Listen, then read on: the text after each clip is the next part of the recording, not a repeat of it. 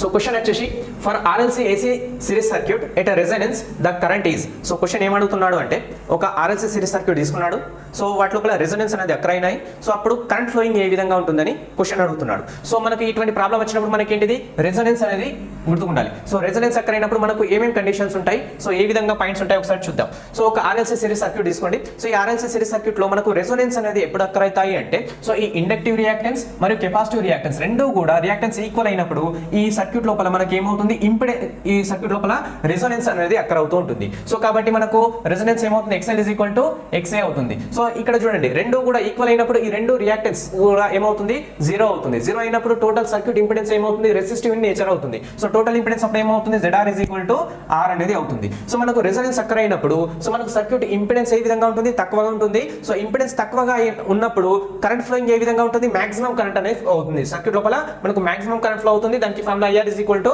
V/R గా తీసుకుంటాము. So మనకు రెజోనెన్స్ దగ్గర కరెంట్ అండ్ వోల్టేజ్ రెండు కూడా ఇన్ ఫేజ్ లో ఉంటాయి. So next phase angle A విధంగా ఉంటుంది, ఫేజ్ యాంగిల్ 0 ఉంటుంది. సో పవర్ ఫ్యాక్టర్ వచ్చేసి ఏ విధంగా ఉంటుంది, యూనిటీ ఉంటుంది. సో రెజోనెన్స్ దగ్గర పవర్ ఫ్యాక్టర్ అనేది ఏ విధంగా ఉంటుంది, యూనిటీ ఉంటుంది. ఎందుకు యూనిటీ ఉంటుంది, సో రెసిస్టివ్ నేచర్ లో ఉంటుంది కాబట్టి సర్క్యూట్ మనకు పవర్ ఫ్యాక్టర్ లో సర్క్యూట్ అనేది పవర్ ఫ్యాక్టర్ అనేది యూనిటీ ఉంటుంది. సో ఇప్పుడు ఒకసారి సాల్వ్ చేద్దామండి. సో మనకు కరెంట్ ఏ విధంగా ఉంటుంది, మనకు సిరీస్ రెజోనెన్స్ అక్కర్ అయినప్పుడు కరెంట్ ఫ్లోయింగ్ అనేది మనకు మాక్సిమం ఉంటుంది. ఎందుకు మాక్సిమం ఉంటుంది, సర్క్యూట్ ఇంపెడెన్స్ మినిమం ఉంటుంది కాబట్టి కరెంట్ ఫ్లోయింగ్ అనేది మాక్సిమం ఉంటుంది, పవర్ ఫ్యాక్టర్ యూనిటీ ఉంటుంది. సో ఇక్కడ చూద్దామండి. సో కరెంట్ ఏ విధంగా ఉంటుంది మాక్సిమం లో మనకు రెండు ఆప్షన్స్ ఇచ్చాడు B and C. So next power factor ఏ విధంగా ఉంటుంది యూనిటీ ఉంటుంది. Option B is the right answer.